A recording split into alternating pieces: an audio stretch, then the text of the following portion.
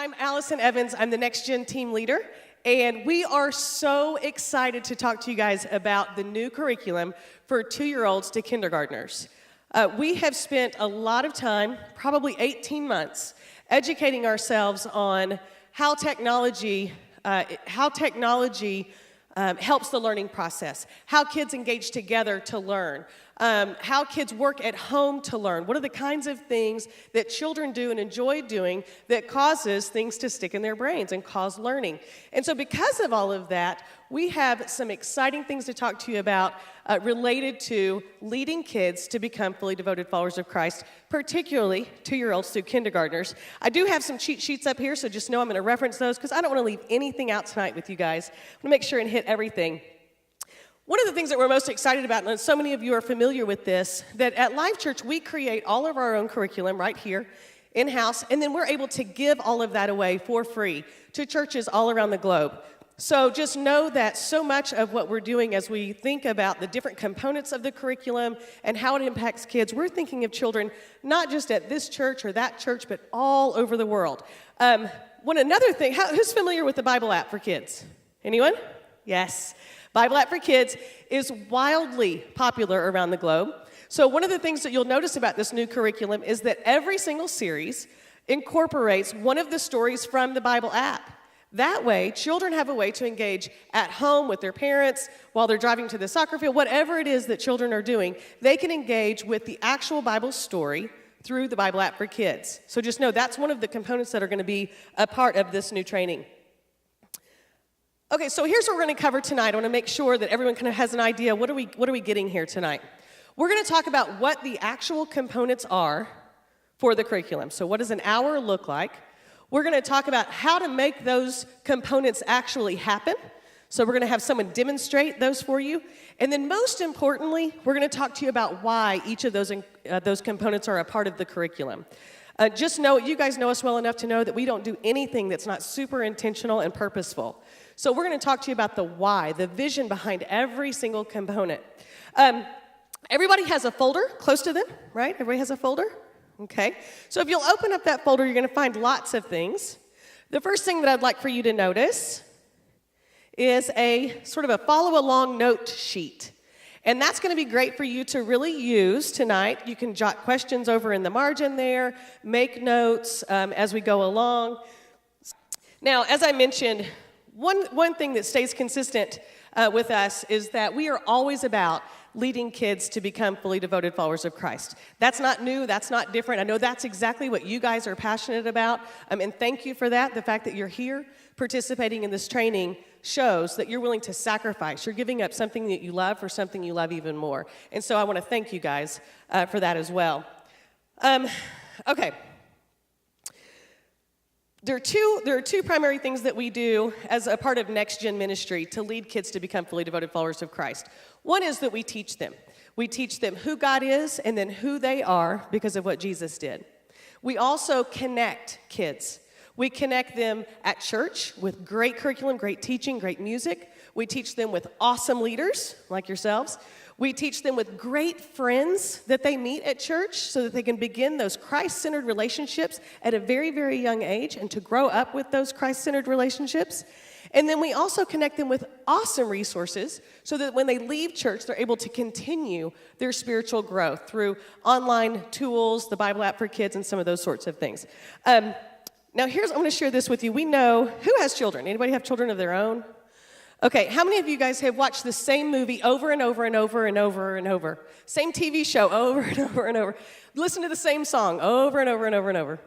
Okay, well, the reason why kids like that, and then my husband too, by the way, he will wear a song clean out. It's like, honey, please don't play that song anymore. But the reason they do this is because they like to know.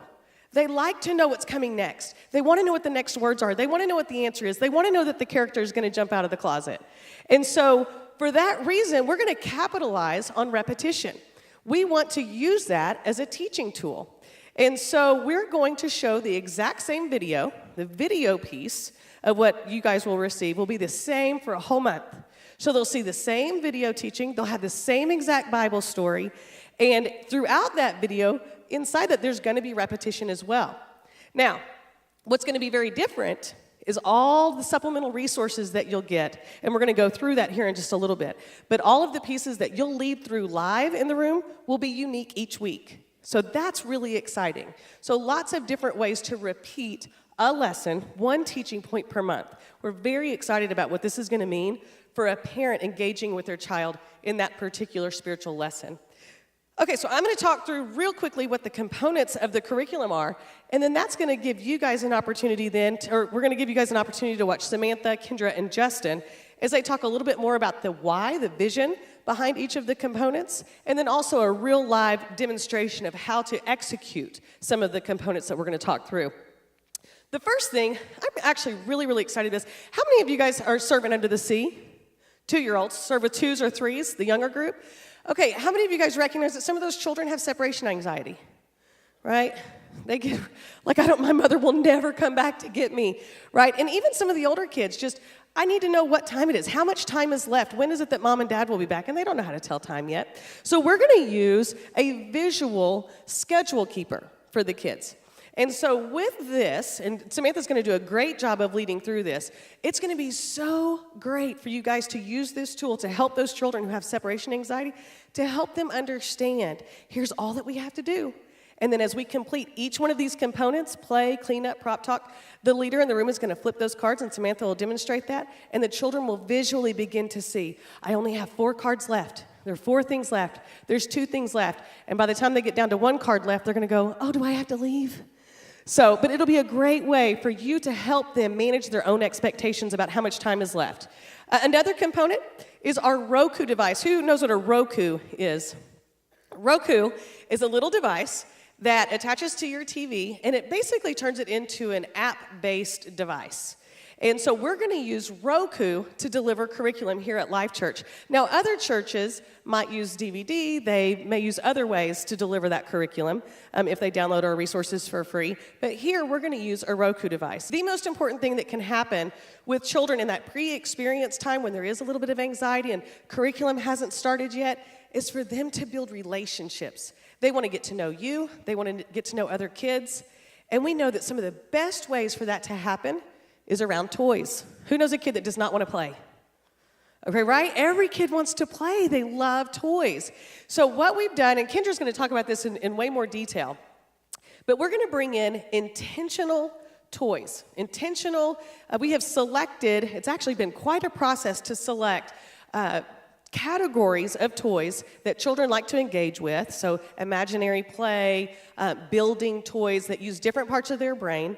And they're in various categories, and you'll have a selection of those in the room, in each of the 4 rooms, and then they'll rotate each week. So these are very, very intentionally chosen, and they're very intentionally placed in each room. We're going to make sure and clean those up very well so they can be used at the following experience and then again the following weekend. More on that later. But that pre-experience time, that relationship building opportunity will all be around these toys. These are toys that aren't consumable, so they don't require things like tissue paper and wiki sticks and craft sticks and glue sticks and all of those things. Can I get it, Amy? Is anybody glad to get rid of paper bowls and paper plates? And all I see is tissue squares and like sequins. That's all I see in my brain. So all of those kinds of things will not be used. Instead, we'll be using these very intentional, very carefully chosen toys for children to engage with. And you're going to have a blast with them. We've been watching this in action at other campuses, and it's working great. Then after that, the very first part of the current week, the very first part of that is this really catchy cleanup song. And we're going to use that time, it's a couple of minutes, we're going to use that time to clean up those toys with a purpose, is what those are called. We're going to clean up the toys with a purpose. There's very carefully labeled bins and all those kinds of things. Clean that up, and parents are going to thank you, and they're going to love you and want to kiss you right on the forehead because their children are going to have this cleanup song stuck in their head, and they're going to be singing it at home. So parents are going to be so thankful to you that that song exists. So clean up. Then we have prop talk. We're going to do an object lesson every single week, led live in the room by one of the teachers. There's movie and music. We know that children love music, that music is a great way for them to memorize things, and great video content. You're going to freak when you see the video content. Picture passes. This is a really cool way for us to take something that's actually in the video, and kids are going to see it live in the room. Some actual props from the video will be live in the room, and they're going to feel like, oh my gosh, my two worlds are colliding here. It's going beautifully. The kids love it. And those are called picture passes, and it's, again, another way to teach children visually the particular lesson for that month. And then the thing that we're most excited about is small groups. So organically, we're going to have children form into small groups, actually beginning right after cleanup. They'll sit in small groups with a small group leader. So your role, most of you, your role will be to sit with 6 or 8 or 10 kids, and you'll be that group's leader for that whole hour. And so during small groups then, as a small group leader, you're going to have an opportunity to work through some story cards. So this is a tool for you to use with your little group to teach them and, again, reinforce that week's lesson. And then you'll also do an adventure book. And this whole thing is about a Bible adventure every single month.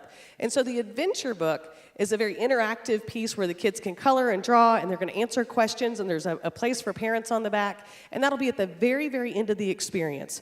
So we won't be sending home a random take-home or a bookmark or a sticker or something. Every week, the children will get a unique adventure book to take home. And it's not really a book. It's kind of a one piece of paper folded thing.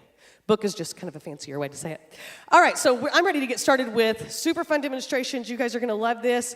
And this is Kendra Golden, and she's going to take us through the first parts of this.